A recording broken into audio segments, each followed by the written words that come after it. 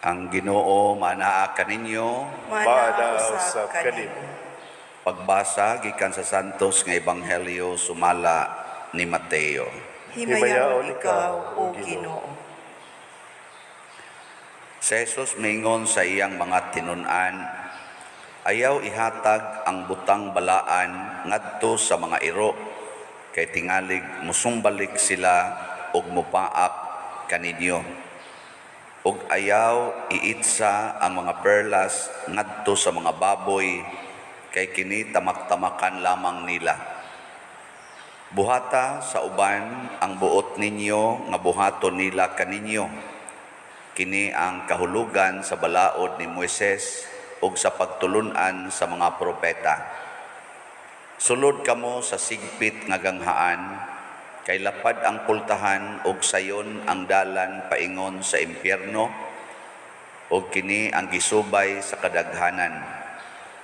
Apan masigpit ang ganghaan ug malisod ang dalan paingon sa kinabuhing dayon, ug diyutay ra ang nakakaplag niini. Ang Ebanghelyo sa Ginoo. Daygon ikaw, O Kristo.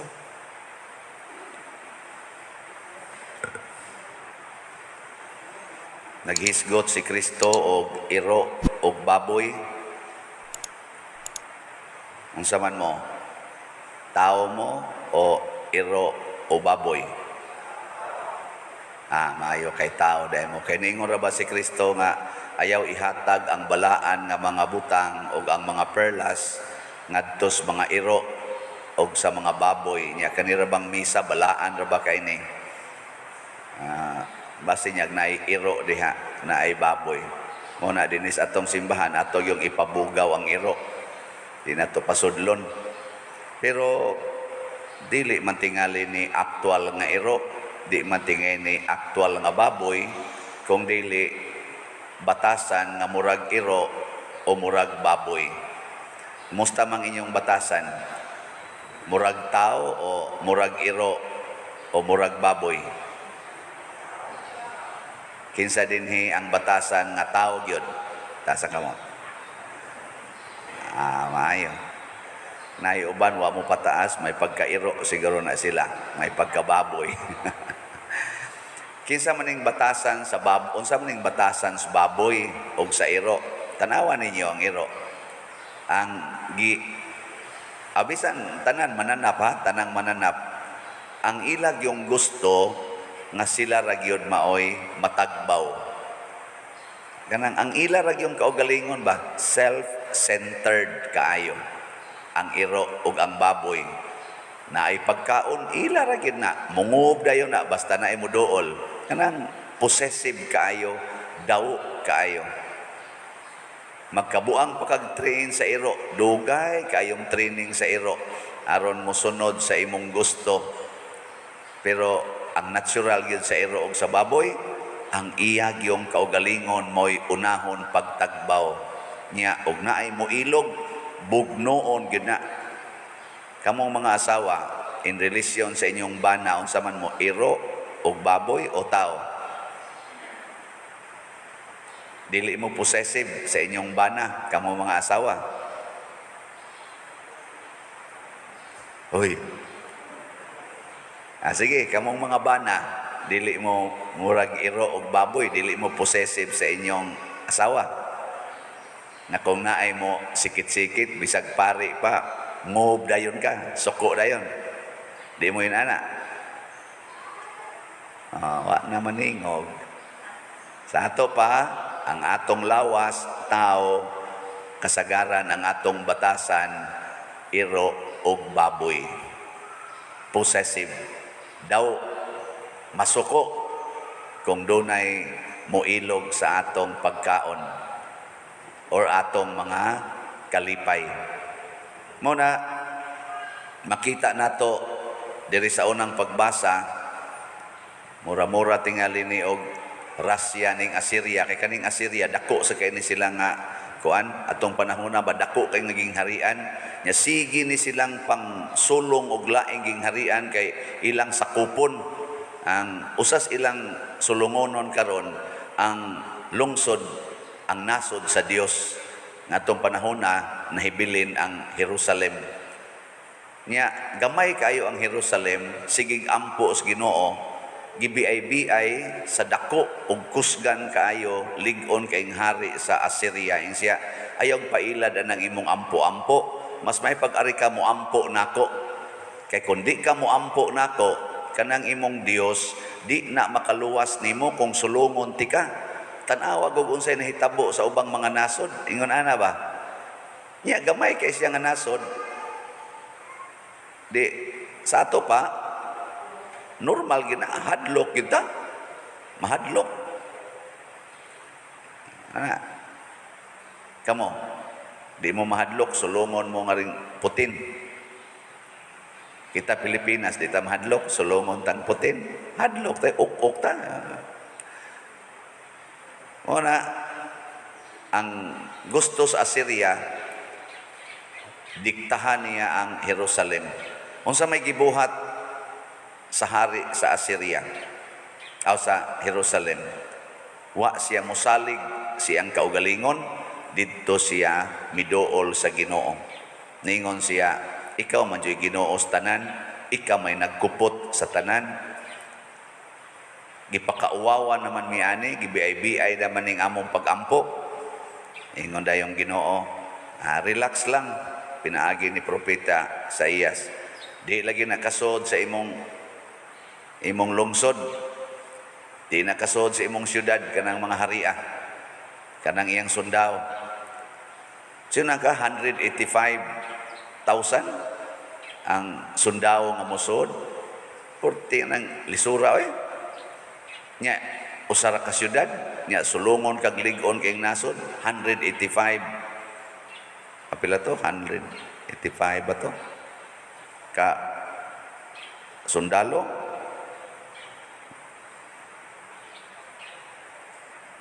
Pila ganito? Amo lagi. Usa ka gatos o kawaluag 5,000. So, unsa may gibuhat sa Ginoo? Tungod sa pagkadawo sa Assyria, gilaglag sila didto mismo sa ilang kampo. Usa ka gabi ira sila gipatay sa anghel, ug pagkabuntag pulos na patay ang mga sundao. Niuli ang hari nga minghoy kay tanan. Hurot na magpatay ang sundao. Pasabot kaning atong pagka self-centered, kaning atong pagsalig sa atong kaugalingon, masayang ra gid ni siya tungod kay dali ra kay tang mamatay. Mapawong ra dayon ta. Muna ay gyud pagsalig sa kaugalingon. Gano be, lingi anay mong tupad.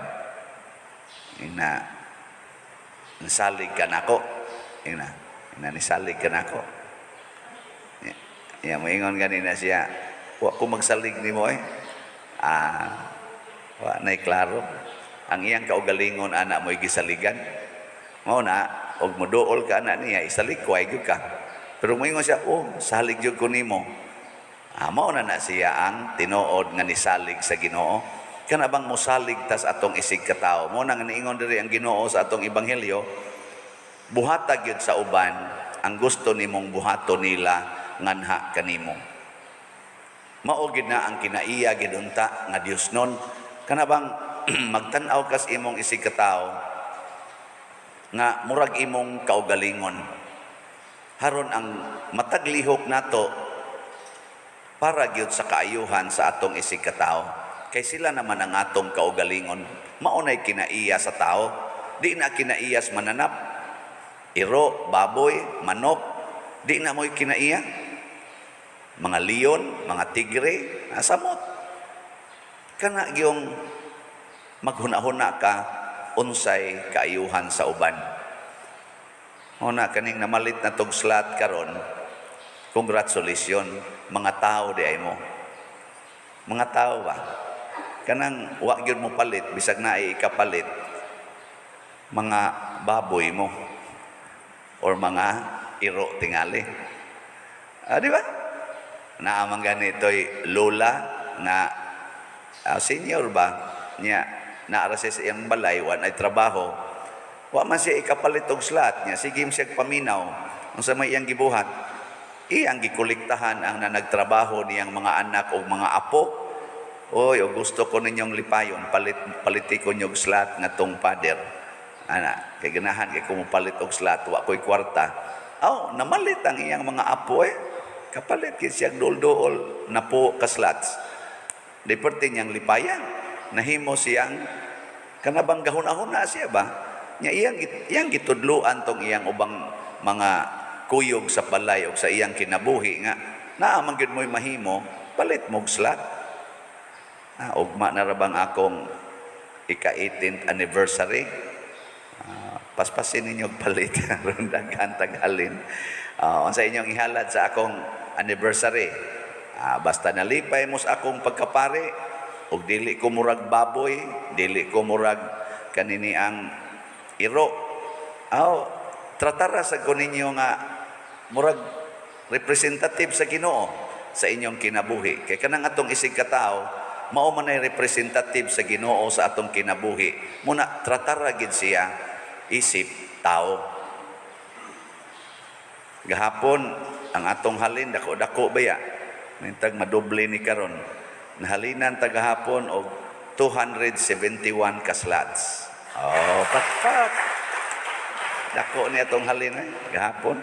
Muna niabot na taog 8,482 ka slots ang atong halin out of 54,000 slots nga atong ibaligya.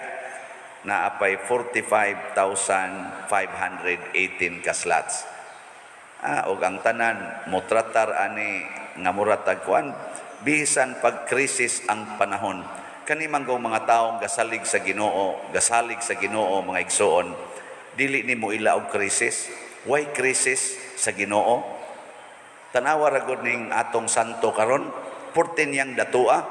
Wa man siya mukuha og kwarta gikan sa iyang ginikanan.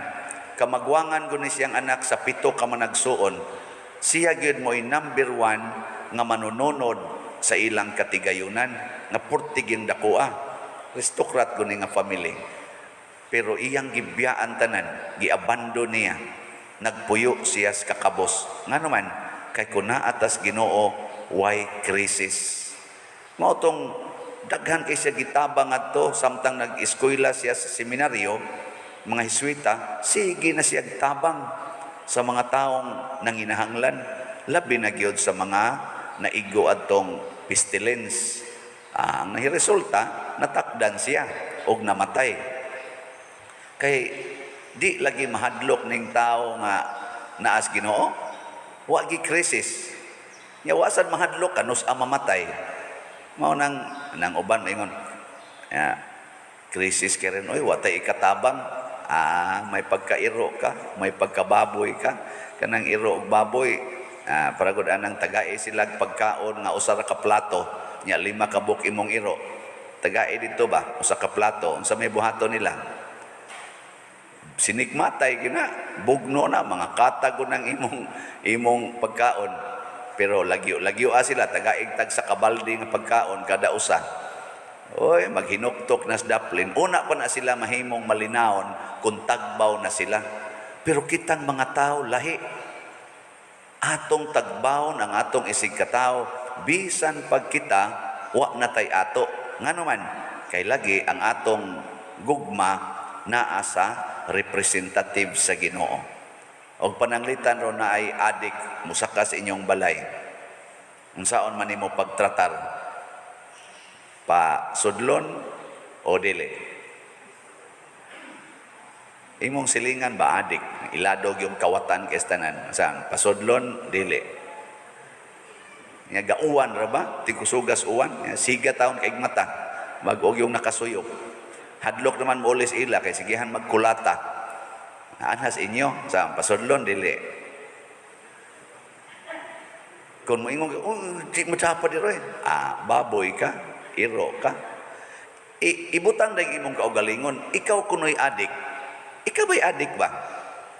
Mo na ingon, love your neighbor as yourself.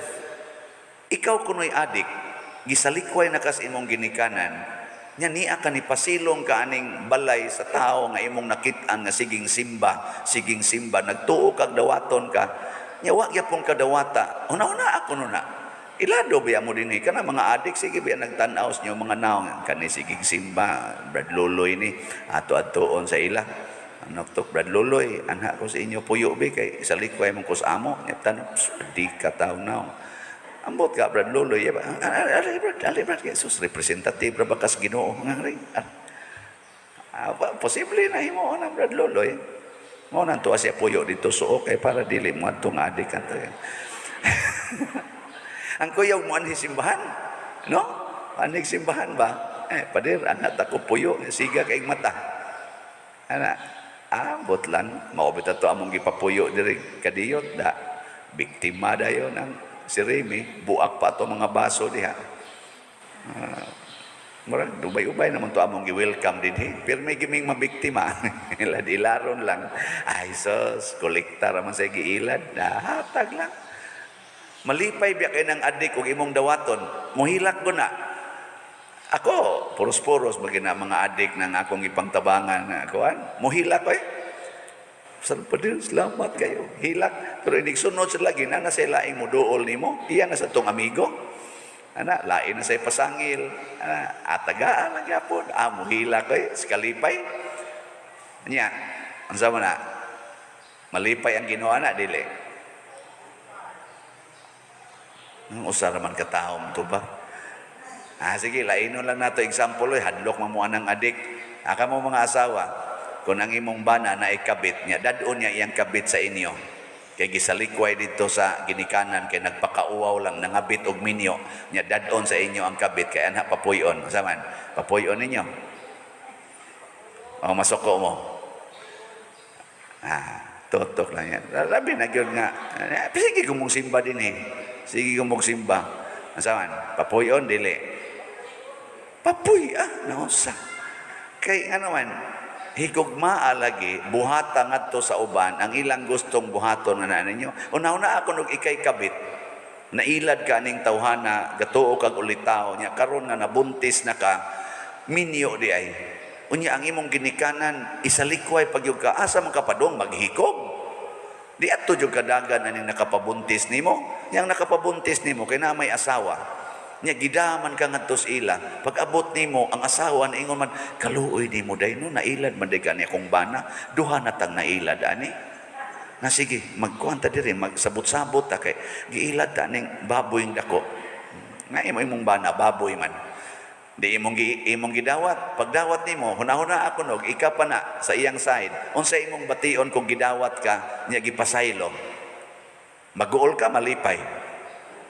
Malipay, makapasalamat kas Ginoo, makadaig kas Ginoo. Nya katong imong bana nga nagdas iyang kabit nga nas inyo, unsa man malipay to siya dili. Porting lipaya.